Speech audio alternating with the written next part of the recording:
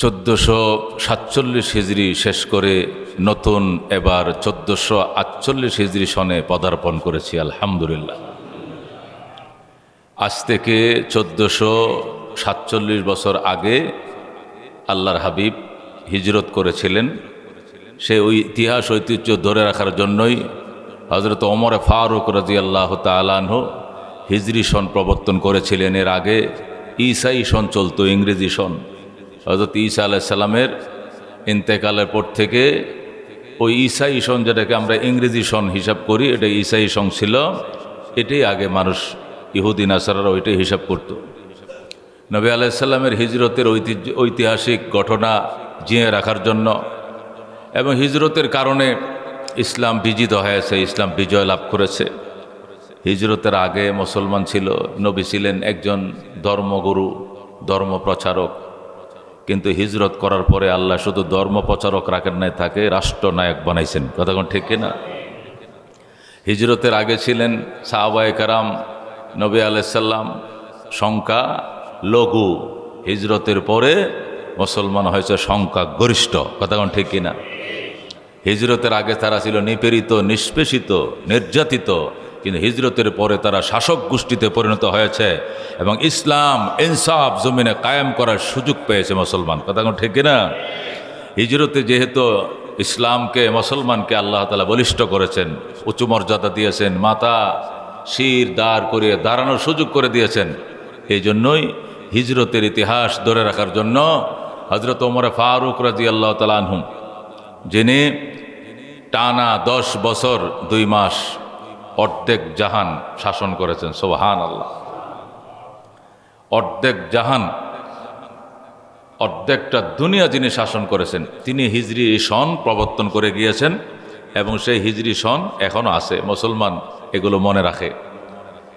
এখন প্রশ্ন হলো, ইংরেজি সন ছিল, আবার হিজরি সন প্রবর্তনের দরকার কি ছিল? দরকারও ছিল। দরকার ছিল এ কারণেই, ইংরেজি সনের সাথে মুসলমানের ইবাদত বন্দিগির কোনো সম্পর্ক নাই।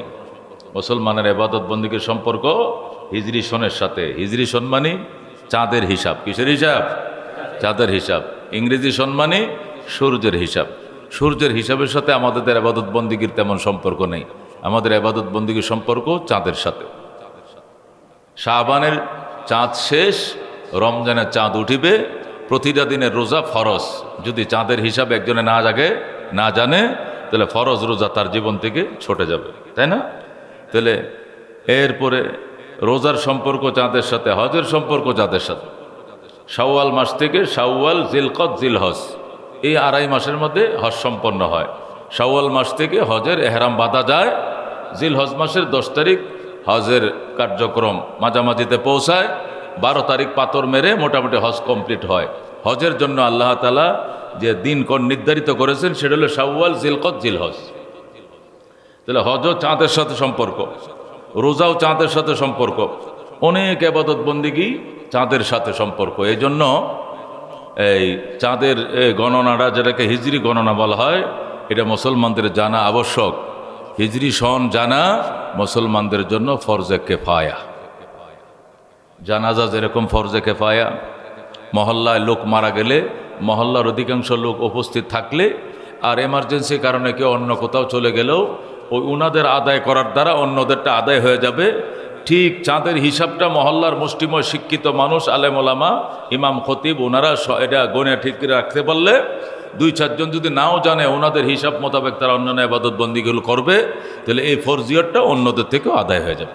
এটা ফরজ। চাঁদের হিসাব জানা, হিজরি সনের এই হিসাব রাখাটা, এটা উম্মতের জন্য ফরজ। তবে আইন না, কেফায়া, ফরজে কিফায়া। একদল হিসাবটা ঠিক মতো জেনে রাখলে, মনে রাখলে, বাকিদের জন্য সেটা আদায় হয়ে যাবে। আমাদের দেশে ইসলামিক ফাউন্ডেশন আছে। ফাউন্ডেশনে অধীনে জাতীয় মসজিদগুলো আছে, বিশেষ করে বাইতুল মোকাররম আছে, আন্দরকুল্লা শাহী মসজিদ আছে, আরও অন্যান্য মসজিদ, কিছু মসজিদগুলো সরকারি মসজিদগুলো আছে। তো বাইতুল মোকাররমকে সামনে নিয়ে ইসলামিক ফাউন্ডেশন, বাইতুল মোকাররম, ইমাম খতিব এবং ফাউন্ডেশনের পরিচালক, ওদের অধীনে মন্ত্রীরা, মিনিস্টাররা, সচিবরা মিলে একটা কমিটি আছে। এই কমিটি এরা চাঁদ দেখার ব্যবস্থা করে, হিজরি সনের গণনা ঠিক রাখে, ওই মোতাবেক ব্রিফিং করে। এই ব্রিফিংটা আমরা আবার মেম্বরে বসে বসে মুসল্লিদেরকে জানিয়ে দেই, এই ফরজিয়ত আদায় হয়ে যায়। যেরকম সুবহানাল্লাহ। মেরে ভাই ও দোস্ত বুজুর্গ, আজকে সেই হিজরি সনের 1448 হিজরি সনের প্রথম জুমা। সুবহানাল্লাহ। অর্থাৎ এটি মুসলমানদের জন্য নববর্ষ।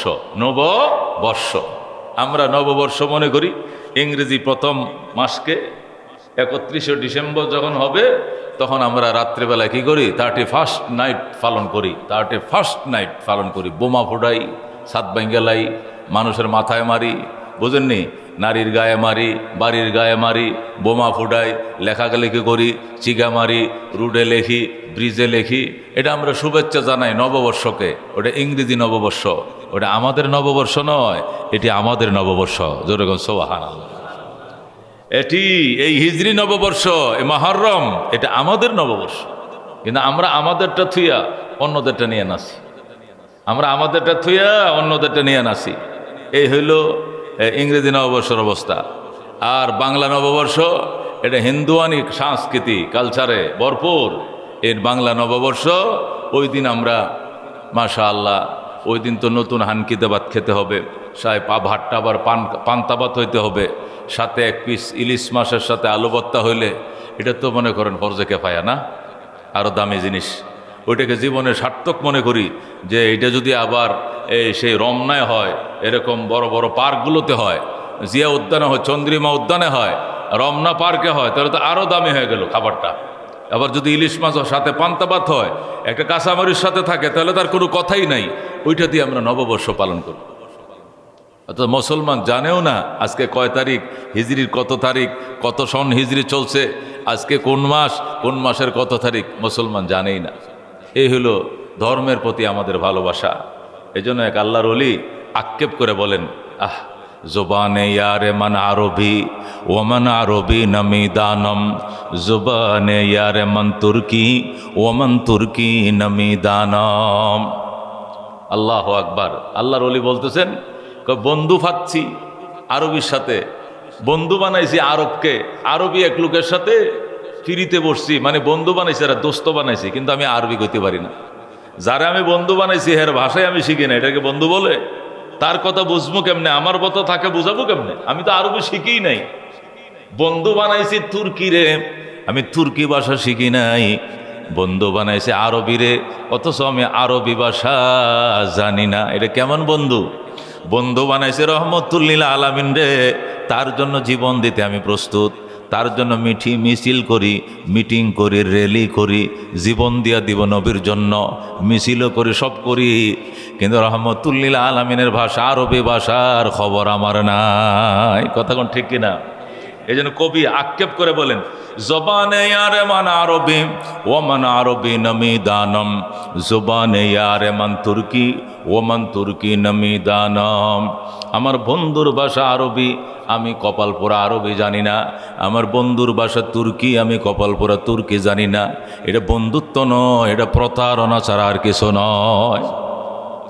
আমার বন্ধু রহমতুল্লিল আলামিন সাল্লাল্লাহু আলাইহি সাল্লাম, এই জন্য নবী বলছেন, আহিব্বুল আরব আলী সালাস, আহিব্বুল আরব আলী সালাস, আরবিকে 3 কারণে ভালোবাসো। কয় কারণে?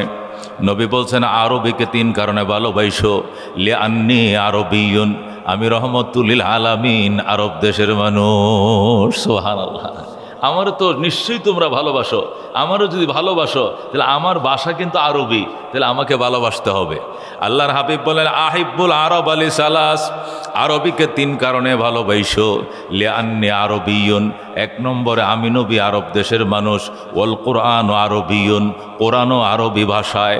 ওয়া লিসানু আহলিল জান্নাতে ফিল জান্নাতে আরবি, এবং জান্নাতীদের ভাষা, বেহেশতীদের ভাষা, বেহেশতের মধ্যে হবে আরবি। সুবহান। তুমি বেহেশতে যাইবা, কোন দেশে বেহেশতে যাইবা, ওই দেশের ভাষা শেখা লাগতো না? এই দেশের ভাষা হলো আরবি। আমার ছেলে মিশর গেছে, আল আজহারে, আব্বু 4 মাস পর্যন্ত শুধু ওই দেশের ভাষা শিখার কোর্স পড়তে হইতেছে, খালি সেপ্টেম্বর পর্যন্ত শুধু এই দেশের ভাষা কোর্স শেখা লাগতেছে। এরা আরবি আনতে পড়ে গেছে, তারপরেও ওখানকার যে স্থানীয় আরবি, এটা ভাষা কোর্সটা 4 মাস শিখতে হবে, এরপরে তারা ফাইনাল ভর্তি করাবে। কি বুঝলেন? ভাষা কোর্স। আল্লাহর হাবিব বলেন 3 কারণে আমাকে ভালোবাসো। 1 নম্বর, আমি রহমতুল্লিল আলামিন, আরব দেশের মানুষ। 2 নম্বরে কোরআনের ভাষাও আরবি। 3 নম্বরে জান্নাতে যে যাইবা ওই দেশের ভাষাও কিন্তু আরবি। সুবহানাল্লাহ। বেহেশতে যায় যদি কোন এদিকে আসেন হেদিক যান, হাউ আর ইউ, ইংরেজি বাংলা ফিডাইব ধরে মার দিব ধরে, এখানে এগুলো চলবে না। প্রশ্ন করা হবে মার রব্বুকা মা দীনুকা মান নবিয়ুকা। মার রব্বুকা বলো তোমার রবের কি নাম। ওখানে হাউ আর ইউ বলবে না। তোমার বাবার কি নাম, তোমার ধর্মের কি নাম, তোমার নবীর কি নাম, এটা বাংলা জিজ্ঞাসা করবে না, আরবিতে জিজ্ঞাসা করবে। কেমনে জিজ্ঞাসা করবে? মার রব্বুকা, তোমার রবের পরিচয় বলো, তোমার রবের কি নাম।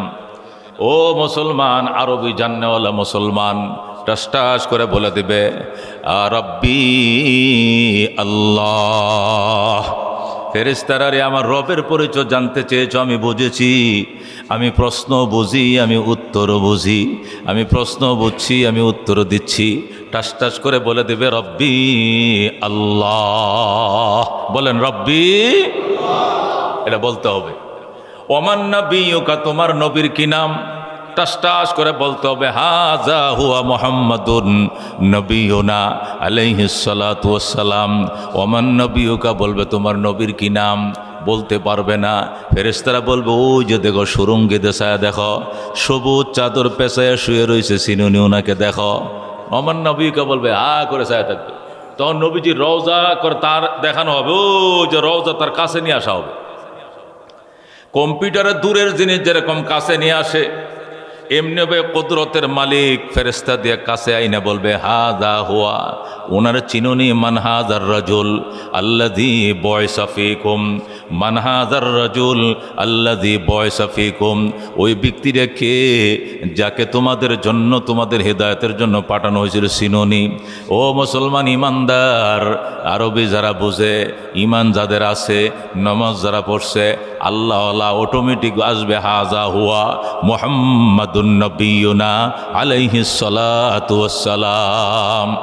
উনি আমার নবী, পিয়ার হাবিব। ওনার গালের দাড়ি আমার গালের দাড়ি, ওনার মাথার পাগড়ি আমার মাথার পাগড়ি, ওনার টুপি আমার মাথায় টুপি, ওনার দস্তরখান আমার ছিল দস্তরখান।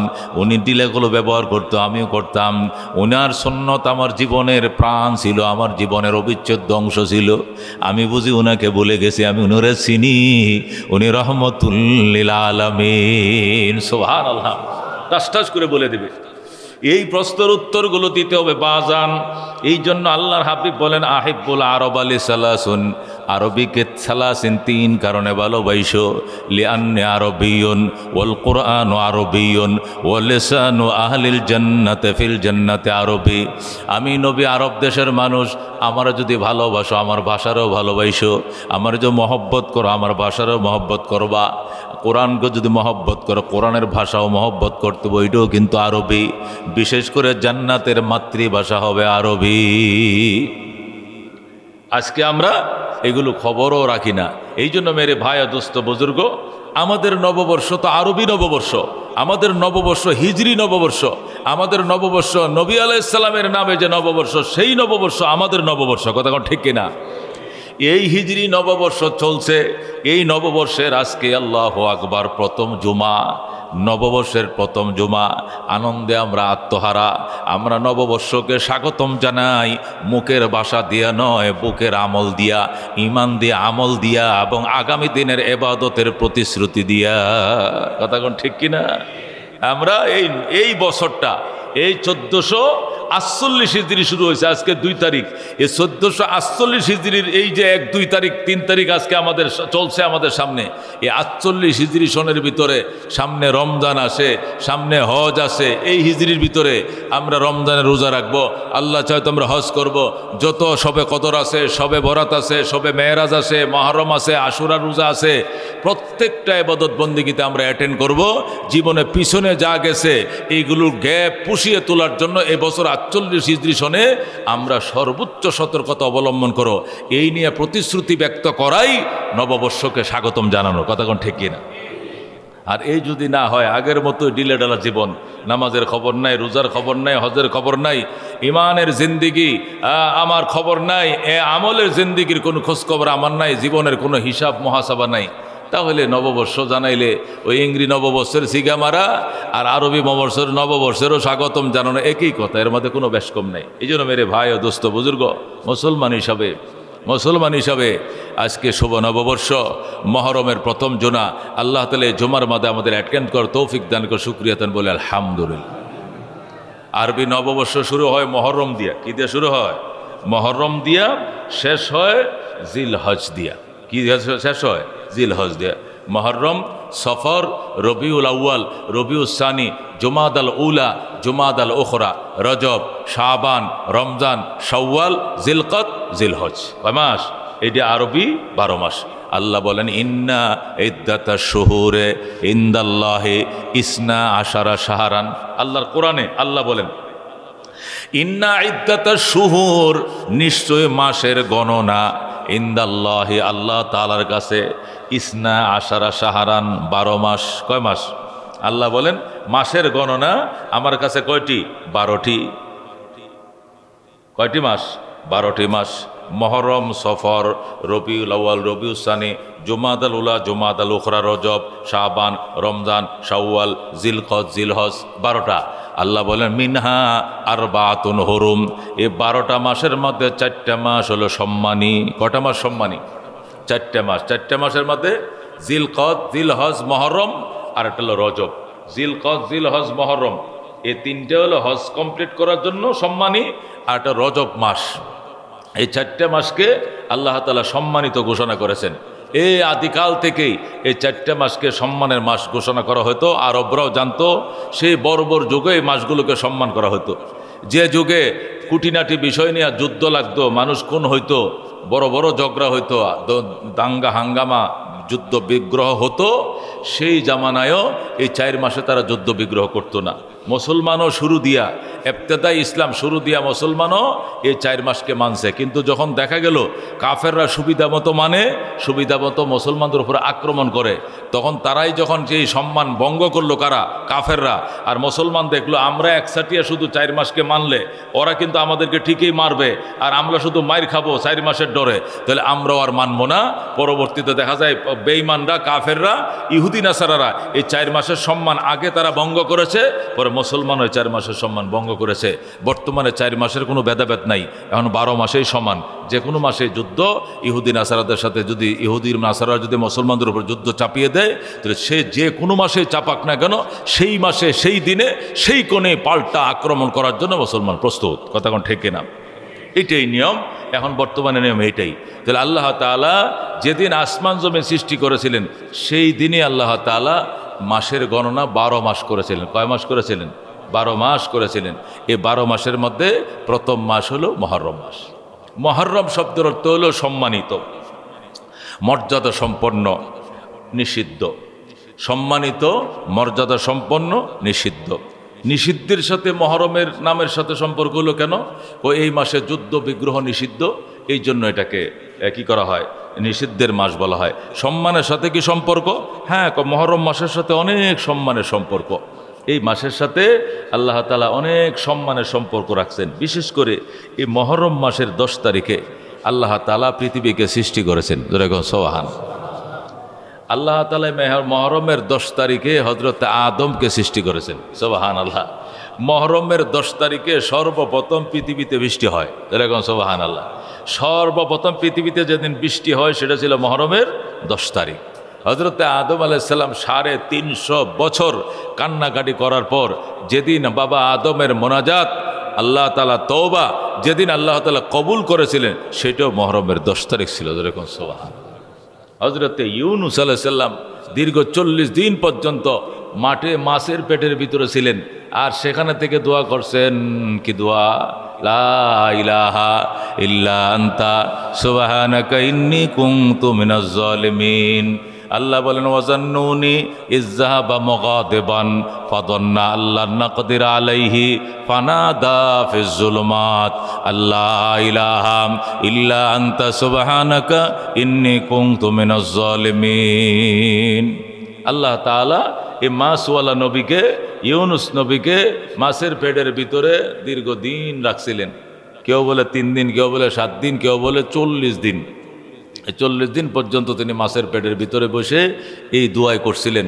40 দিনের মাথায় যেদিন আল্লাহ তাআলা তাকে মুক্তি দেয়, এই মুক্তির দিনটা ছিল মুহররমের 10 তারিখ। সুবহানাল্লাহ। হযরতে মূসা আলাইহিস সালামকে লোহিত সাগর পার করে কিপ্তি ফেরাউন বাহিনীর থেকে, ফেরাউন বাহিনীর অত্যাচার থেকে হযরত মূসা আলাইহিস সালামকে আল্লাহ তাআলা যেদিন মুক্তি দেন, এই মহান মুক্তির দিনটাও ছিল মুহররমের 10 তারিখ। সুবহানাল্লাহ। এইভাবে ঐতিহাসিক বহু ঘটনা মুহররমের 10 তারিখের সাথে সম্পর্ক হওয়ার কারণে এটাকে সম্মানের মাস বলা হয়। কি এর মাস বলা হয়? সম্মানের মাস বলা হয়। ইসলামে রোজা ফরজ হওয়ার আগে, বলেন, ইসলামে রোজা ফরজ হওয়া, রমজানের রোজা ইসলামে ফরজ হওয়ার আগে, ইসলামে রমজানের রোজা ফরজ হওয়ার আগে মুহররমের 10 তারিখ রোজা রাখা ফরজ ছিল। সুবহানাল্লাহ। পালাম্মা নাজালা রমজান, রসুল বলেন পালাম্মা ফারাদা রমজান, যেদিন থেকে রমজানের রোজা ফরজ হলো তখন আল্লাহর পক্ষ থেকে বলা হলো, নবী ঘোষণা দিয়ে দিলেন, ফামান শাআ ফালইয়াসুম ওয়ামান শাআ ফালইউফতির। এখন থেকে চাইলে রোজা রাখতেও পারো, চাইলে রোজা ভাঙতেও পারো, তবে মনে রাখো এই দিনে রোজা রাখলে আল্লাহ তাআলা 2 বছরের গুনাহ মাফ করে দেবেন। 1 বছর বিগত বছরের 1 বছরের গুনাহ, আর সামনে বছরের অগ্রিম 1 বছরের গুনাহ। যেরকম সুবহানাল্লাহ। আল্লাহ রাব্বি বলেন, সিয়াম আশুরা আহতাসিবু আলাল্লাহি আইয়ুকাফিরা সানাতাল্লাতী ক্বাবলাহু ওয়াস সানাতাল্লাতী বাদা। আশুরার রোজা আমি রসুল আশা করি আল্লাহ রাব্বুল আলামিন আগের 1 বছরের গুনাহ মাফ করে দিবেন এবং সামনের 1 বছরের গুনাহ মাফ করে দিবেন। আগামী 1 বছরের গুনাহ আল্লাহ অগ্রিম মাফ করে দিবেন। যদি বন্দায় আগামী বছর না বাঁচে, 1 বছরের নেকি দিয়া তার আমল নামায় এক্সট্রা নেকি দিয়ে আল্লাহ তাকে ভরে দিবেন। 1 বছর যদি থাকতো, সে রোজা রাখতো, এই জন্য আল্লাহ তাআলা 1 বছরের গুনাহ কি সওয়াব দিবেন। আর যদি সে মারাও যায় থাকে, রোজা রাখলে যে সওয়াব, আল্লাহ তাআলা এই সওয়াব তাকে অগ্রিম 1 বছর তার আমল নামায় রিজার্ভ করে দিয়ে রাখবেন। আল্লাহ কম দিবেন না। এই জন্য মেরে ভাই ও দোস্ত বুজুর্গ, আজকে মুহররমের এই মুহররম মাস 1448 হিজরির প্রথম জুমা। আল্লাহ চাহে তো আমরা আল্লাহ তাআলার দরবারে কায়মনোবাক্যে আজকে বিশেষ দোয়া হবে, আগামী বছরটা হিজরি সনটা আল্লাহ যেন রোগ সুখ থেকে আমাদেরকে সুস্থ রাখেন, ঋণফিন থেকে মুক্ত রাখেন, আর সবচেয়ে বড় ঋণ, গুনার ঋণ থেকে আমাদেরকে মুক্ত করেন। আর আগামী একটা বছর আল্লাহ তাআলা সুস্থ সবলতার সাথে আল্লাহ বাঁচিয়ে রাখেন। আর গোলামি দাসত্ব এমন করার যেন তৌফিক দেন যে বিগত বছরগুলোর মতো অলস অবহেলা যেভাবে দিন কাটাইছি, 1 ওয়াক্ত নামাজ যেন আল্লাহ কাজা না করায়, 1 ওয়াক্ত নামাজ যেন তাকবীরুল্লাহ মিস না হয়, 1 ওয়াক্ত নামাজ যেন আমাদের জামাত মিস না হয়, এইভাবে আদায় করার প্রতিশ্রুতি করলে না পরে আদায় হবে। মানুষ যদি স্বপ্ন না দেখে তাহলে কি জীবনে কিছু বাস্তবায়ন করতে পারে? যে কোনো জিনিস বাস্তবায়ন করার জন্য আগে স্বপ্ন দেখতে হয়। যে 10 তলা বিল্ডিং বানাইবো, হে 10 বছর আগের থেকে প্ল্যান করে যে এটা 10 তলা বিল্ডিং আমাকে বানাইতে হবে, আমার কাছে এই টাকা আছে, প্রয়োজনে কিছু টাকা আমি লোন নেব সরকার থেকে, নেওয়া হইল 10 তলা আমি করব। এই প্ল্যান নিয়ে যে আগাইতে শুরু করছে, এই 10 তলা না হইলে 6 তলা হইলেও করবে। কথা কোন ঠিক কিনা? আর আমি আর আমনে মফিজ যদি খালি কি হতো, কারণ আল্লাহ সাহেব তো হয়ে যে বেড়ার ঘর, ওই যে টিনের ঘর, কলা পাতার ছাউনি, ইনশাল্লাহ আলহামদুলিল্লাহ এটাই আল্লাহ সাহেব তো যথেষ্ট। তাহলে আমি স্বপ্ন না দেখলে কি আল্লাহ করাবে? ওটা করাবে। মানুষ যাই করুক না করুক, স্বপ্ন যদি আগে না দেখে তাহলে সে কোনোদিন বাস্তবায়ন করতে পারে না। এই জন্য ইবাদতের স্বপ্ন দেখতে হয়। ও মুসলমান, দাসত্বের স্বপ্ন দেখতে হয়। খোদায় পাকের পিয়ারা বন্দা হওয়ার জন্য আগে স্বপ্ন দেখতে হয়, তখন আল্লাহ তাআলা স্বপ্ন বাস্তবায়ন করে তৌফিক দেয়। যেরকম সুবহানাল্লাহ। আল্লাহ বলেন, যে যা চায় সে তা পায়, আমার কি আসে আর যায়? তুমি চাইবা আমি দেব, আমার তোর কষ্ট করে দেওয়া লাগতো না। বাস ইজা আরাদা শাইআন আইয়াকুলা লাহু কুন, আইয়াকুলা লাহু কুন ফায়াকুন। আমি যখন কোনো কিছু বাস্তবায়ন করতে চাই, আমার তো কিছুই করা লাগে না, শুধু আমি বলি হাও, শুধু বলি কি হাও, ফায়াকুন, সাথে সাথে হয়ে যায়। সুবহানাল্লাহ। আল্লাহ তাআলা শুধু কুন বলেন, সাথে সাথে ফায়াকুন হয়ে যায়। এই জন্য মেরে ভাই ও দোস্ত বুজুর্গ, এই যে মুহররমের আল্লাহ চাহে তো প্রথম মাস, আরবি নববর্ষের প্রথম মাস শুরু হলো, এখন থেকে আমাদের প্রতিশ্রুতিবদ্ধ আমরা আল্লাহ দাসত্ব গোলামি ছাড়ব না। বিশেষ করে এই মাসে 3টে আবাদত। কটা আবাদত? হাদিস কোরআন দ্বারা এই মাসে 3টে হাদিস পাইছি আমি, 3টে আবাদত। 1 নম্বর আবাদত হলো সিয়াম ও আশুরা আফজালু সিয়ামে বাদা রমজান শাহরুল্লাহিল মুহাররম। 1 নম্বর আবাদত হলো আল্লাহর হাবিব বলেন রমজান মাসের পরে, রমজান মাস বাদ দিলে অন্য 11 মাসের মধ্যে নফল রোজা হিসাব করতে গেলে মুহররমের রোজা শ্রেষ্ঠ রোজা। যেরকম সুবহানাল্লাহ। এটা যে কোনো দিনে 10 তারিখ বলে কোনো কথা না। কি বলা হয়েছে হাদিসে? আফজালু সিয়াম বাদা রমজান, শ্রেষ্ঠ রোজা রমজানের পরে, রমজানের পরে শ্রেষ্ঠ রোজা শাহরুল্লাহিল মুহাররম, আল্লাহর মাস মুহররম মাসের রোজা। আল্লাহর মাস মুহররম মাসের রোজা এটা রমজানের রোজার পরের মর্যাদার রোজা। অর্থাৎ রমজান মাস বাদ দিলে বাকি 11 মাসের মধ্যে মানুষ যত নফল রোজা রাখে তার মধ্যে মুহররম মাসের রোজা হলো শ্রেষ্ঠ রোজা। এটা যে কোনো দিন, এটা 10 তারিখের জন্য বলা হয় নাই। এই 30 দিনের যে কোনো দিন রোজা রাখবে এটা নফল রোজা হিসেবে শ্রেষ্ঠ রোজা হবে। এই রোজা অন্য কোনো মাসে তার তুলনায় হয় না, শ্রেষ্ঠ রোজা। এটা হলো 1 নম্বর হাদিস।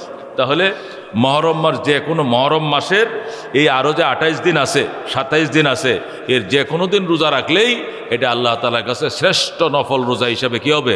বিবেচিত হবে। এটা হলো 1 নম্বর হাদিস। 2 নম্বর হাদিসটি হলো 10 তারিখ নিয়ে। কোন তারিখ নিয়ে? মুহররমের 10 তারিখ নিয়ে হলো 2 নম্বর হাদিসটা। এটা আগে বলতে হচ্ছে এই জন্য, আগামী শুক্রবার তো সুযোগ পাবো না, 10 তারিখ আইসা যাবে, এটা আগেই বলে দেই। 2 নম্বর হাদিসটা হলো সিয়াম ও আশুরা, মুহররমের 10 তারিখের রোজা। আহতাতিবু আলাল্লাহ ইউকাফিরা সানাতাল্লাতি ক্বাবলা ওয়াস সানাতাল্লাতি বাদা। 10 তারিখের রোজা আমি আল্লাহ দরবারে আশা করি আল্লাহ তাআলা আগে পরের 1 বছর পর্যায়ক্রমে আগের 1 পরের 1 2 বছরের অগ্রিম গুনাহ মাফ করে দেবেন আমার আল্লাহ। এটা হলো 10 তারিখের রোজা। 10 তারিখের রোজাটা রাখার ক্ষেত্রে আল্লাহর হাবিবের পরামর্শ হলো শুধু 10 তারিখ না রাখা। কারণ 10 তারিখে ইহুদিরাও রোজা রাখে, 10 তারিখে নাসারারাও রাখে। ইহুদিরা বিশেষ করে এই জন্য রাখে, মুহররমের 10 তারিখে তাদের নবী হযরত মূসা আলাইহিস সালাম, ওরা তো মূসা আলাইহিস সালামকে তাদের নবী মনে করে, অথচ মূসা আলাইহিস সালাম সবারই নবী। কথা কোন ঠিক কিনা? ওনার শরীয়ত আমাদের জন্য নাই, কিন্তু তাই বলে ওনাকে তো আমরা সম্মান কম করি না। মূসা আলাইহিস সালাম শুধু ইহুদিদের নবী নয়, বনি ইসরায়েলের জন্য পাঠাইছিলেন না, তাওরাত দিয়ে আল্লাহ তাআলা তাকে। তারা মনে করে এই নবীটা তাদের, আর এই নবী শুধু আমাদের। এই জন্য আমগো নবীর অনুসরণ ওরা করে না, আর ওদের নবীর অনুসরণ আমগরে করতে দেয় না। এটা হলো একটা ফালতু আকিদা ওদের। ওনারা ছিলেন নবী, ওই জামানায় যদি আমরা থাকতাম আমরাও তার অনুসারী হইতাম। কথা কোন ঠিক কিনা? এখন আমাদের নবী যখন এসছে তখন বলে দেওয়া হয়েছে ওনাদের নবীকে যে তোমাদের নবী থাকা অবস্থায় যদি আখেরি নবী এসে যায়, তোমার নবী শুদ্ধা উম্মত শুদ্ধা সব সেই নবীর অনুসরণ করা ওয়াজিব হয়ে যাবে। যেরকম সুবহানাল্লাহ। এই জন্য মূসা আলাইহিস সালাম নিজেও আল্লাহ তাআলার দরবারে কান্নাকাটি করছেন, আল্লাহ নবী না বানায় যদি আখেরি নবীর উম্মত বানাইতে আমি খুশি হইতাম। আল্লাহ তাআলার দরবারে মূসা আলাইহিস সালাম দরখাস্ত করছেন, ঈসা আলাইহিস সালাম দরখাস্ত করছেন, অনেক নবীরা দরখাস্ত করছেন। হযরত ঈসা আলাইহিস সালামের দরখাস্তকে আল্লাহ কবুলও করছেন। যেরকম সুবহানাল্লাহ। এই জন্য ঈসা আলাইহিস সালামকে আল্লাহ এখনও মরণ দেন নাই। ওনাকে আল্লাহ চতুর্থ আকাশে নিয়ে উঠিয়ে রেখেছেন। উনি কিয়ামতের আগে দুনিয়াতে আসবেন, আমাদের নবীর উম্মত হবেন, আমাদের নবীর উপর ঈমান আনবেন। আগে তো নবী হিসাবে একবার পৃথিবীতে এসেছিলেন বনি ইসরায়েলের, এখন আসবেন আমাদের নবীর উম্মত হিসাবে। এসে তিনি 7 বছর পৃথিবী শাসন করবেন, ইসলাম প্রতিষ্ঠা করবেন, মুসলমানদের ধর্ম আখেরি নবীর ধর্মের অনুসারী হইয়া ইসলাম জমানা প্রতিষ্ঠা করবেন। এরপরে তিনি মারা যাবেন। নবী আলাইহিস সালামের রওজার পাশেই ওনার জন্য কবর খালি করা আছে। যেরকম সুবহানাল্লাহ। নবীজির রওজার পাশে একটা কূপ, এরকম পাশে আবু বকরের, এরপরে ওমর, এরপরে একটা খালি জায়গা আছে। আমি হাজীদেরকে দেখাইছি, ওই খালি জায়গাটা নবীজির ওসিয়ত ছিল, এখানে ঈসা ইবনে মারইয়ামের জন্য ফাঁকা রাখো। উনি দুনিয়াতে আসবেন, ওনার দাফন কাফন হবে মদিনায় আমার রওজার পাশে। যেরকম সুবহানাল্লাহ। উনি আমার উম্মত হওয়ার জন্য এত পাগল ছিল, এত দেওয়ানা ছিল। আমার আবু বকর ওমর এই 2টা পাগল যেরকম আমার পাশে শুয়াইবা, ওই পাগলটা আমার পাশে শুইবে। যেরকম আল্লাহু আকবার। সে নবী হয়েও আমার উম্মত হওয়ার জন্য দেওয়ানা ছিল। এরপরে বকিতারাই ঘোনা মদিনায় রওজার পাশে। যেরকম আল্লাহু আকবার। এই জন্য এখনো নবী আলাইহিস সালামের রওজার পাশেই একটা জায়গা ফাঁকা আছে, রওজার এই গ্রিলের এরিয়ার ভিতরে পড়ছে। হযরত ঈসা আলাইহিস সালামের মাকবারা হবে, এখানে তার দাফন করা হবে। যেরকম সুবহানাল্লাহ। মেরে ভাই ও দোস্ত বুজুর্গ, যে কথাটা বলতেছিলাম, ওই ইহুদিরা ইহুদিরা হযরত মূসা আলাইহিস সালামের ঐতিহাসিক লোহিত সাগর পার হওয়ার ঘটনাটাকে জিয়ে রাখার জন্য মুহররমের 10 তারিখ যেহেতু আমরা 6 লাখ বনি ইসরায়েলকে নিয়ে মূসা আলাইহিস সালাম লোহিত সাগর পার হইতে সক্ষম হয়েছিলেন, আর ফেরাউনের 60 লক্ষ বাহিনীর ধাওয়া থেকে বেঁচে গিয়েছিলেন 10 তারিখ। এই জন্য 10 তারিখ তারা রোজা রাখে। ইহুদিরা এখনও মুহররমের 10 তারিখ রোজা রাখে। তা আমাদের রোজা যেন ইহুদিদের রোজার সাথে মিলে না যায়, এই জন্য আল্লাহ নবী উম্মতে মুহাম্মাদিয়াকে পরামর্শ দিয়েছেন, তোমরা 10 তারিখ রাখো, কিন্তু সাথে 9 তারিখ মিলাই নিবা অথবা 11 তারিখ মিলাই নেবা। তাহলে আমরা এদেশে কয় তারিখ গো মুহররমের 10 তারিখ? ইংরেজি মাসে কয় তারিখ বলছে? 26 তারিখ। তো 26 তারিখ যদি মুহররমের 10 তারিখ হয়, তাহলে 25-26 2 দিন রাখবো। আমরা কোন দিন রাখবো? 25-26 রাখবো অথবা 26-27 রাখবো। কোন 25-26 অথবা কি 26-27, মানে আরেকটা মিলাবো, আগের দিন মিলাবো অথবা পরের দিন মিলাবো, নাহলে 2 দিনই মিলাইলাম, 3টা রেখে নেবো। কয়টা রাখবো? অন্তত 2টা রাখবো, না হলে 3টা রাখবো, শুধু একটা রাখবো না। একটা রাখলে ইহুদিদের সাথে আমাদের কি সাদৃশ্য হয়ে যাবে। রাসূল বলেন সোম আশুরা, এটা হাদিস আছে। আল্লাহর হাবিব বলেন সোম আশুরা, মুহররমের 10 তারিখ রাখিও, ওয়া খালিফু ফিহিল ইহুদা, তবে ইহুদিদের বিরোধিতা করবা। ফাসুমু ক্বাবলাহু ইয়াওমান আও বাদাহু ইয়াওমান, এই জন্য এর আগের একদিন রোজা রাখবা অথবা পরের একদিন রোজা রাখবা। শুধু 10 তারিখে একা রাখবা না, একদিন রোজা রাখলে ইহুদিদের রোজার সাথে মিলে যাবে। সুমু আশুরা, আল্লাহর হাবিব পরামর্শ দিয়েছেন আশুরা রোজা রাখো, তবে ও খালিফু ফিহিল ইহুদা, ইহুদিদের আবার বিরোধিতা করবা। ইহুদিরাও 10 তারিখ রাখে, তুমি 10 তারিখ রাখবা, তো মিলে যাবে। বিরোধিতা কেমনে করবা? রসুল পরামর্শ দিয়েছেন ফাসুমু ক্বাবলাহু ইয়াওমান আও বাদাহু ইয়াওমান, আগে একদিন রাখবা রোজা অথবা পরে একদিন রাখবা রোজা। 10 তারিখের সাথে 11 তারিখ মিলাইবা অথবা 10 তারিখের সাথে 9 তারিখ মিলাইবা। একটা রোজা রাখবা, আর একটার জন্য ইহুদিদের সাদৃশ্য ভাঙতে গিয়া আরেকটা সাথে রাখবা অথবা 9 তারিখ মেলাইবা অথবা 11 তারিখ মেলাইবা। শুধু 10 তারিখ রাইখো না, ইহুদিদের রোজার সাথে সাদৃশ্য হয়ে যাবে। একটা রোজা তোমার 1 বছরের গুনাহ মাফের জন্য যথেষ্ট হয়ে যাবে। গত 1 বছরের গুনাহ আল্লাহ একটা রোজার কারণে মাফ করে দিবে। এই রোজাটা রাখলে কি বেশি কষ্ট হবে? একটা রোজা যদি 1 বছরের গুনাহ মাফ হয়, এই রোজা রেখে মরলেও তো বালা, কথা ঠিক কিনা? 1 বছরের গুনাহ মাফ করায় পরে মরলাম। এই জন্য বিসমিল্লাহ কয়ে হাতটা বাড়ানছে, কারা কারা নিয়ত করছেন আল্লাহ তুমি কবুল করো, জোরে কোনে আমিন। এই একটা রোজা রাখবো। এই একটা রোজা রাখতে গিয়ে আবার আল্লাহর হাবিবের পরামর্শ যে আরেকটা রাখো, 9 তারিখ মেলাইও অথবা 11 মেলাইও। এই গত 2 মাস আগে তো রোজা রাখছি, গায়ে লাগে নাই, কথা ঠিক কিনা? বিশেষ করে 10 তারিখ তো সরকারি ছুটিও থাকবে। আমরা সরকারি চাকরি বাকরি যারা করি এরাও ছুটি পাবো, বেসরকারিও দেখা যায় ওই দিন ছুটি থাকবে। ইনশাল্লাহ শুয়ে বয়ে দিন কাটায় ফেলা আমাদের পক্ষে সম্ভব। এই জন্য চেষ্টা করব 10 তারিখের রোজাটা বিধান মোতাবেক রাখার জন্য। আল্লাহ তাআলা আমল করার তৌফিক দান করুক, আমিন।